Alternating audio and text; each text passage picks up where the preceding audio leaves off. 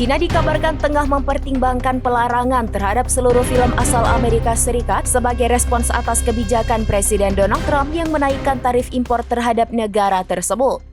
Dilansir dari Independent News pada Rabu 9 April 2025, dua blogger ternama yang memiliki kedekatan dengan pemerintah Tiongkok membagikan daftar kemungkinan langkah balasan yang dapat diambil otoritas setempat. Salah satu opsi yang disebutkan adalah pembatasan atau pelarangan total impor film dari Amerika Serikat. Informasi tersebut berasal dari sumber yang mengetahui arah kebijakan pemerintah. Sebagai catatan, sepanjang tahun 2024, film-film asal Amerika menghasilkan pendapatan sekitar 585 juta dolar Amerika Serikat di pasar Cina. Angka tersebut menyumbang sekitar 3,5% dari total pendapatan box office Cina yang mencapai 17,71 miliar dolar Amerika Serikat.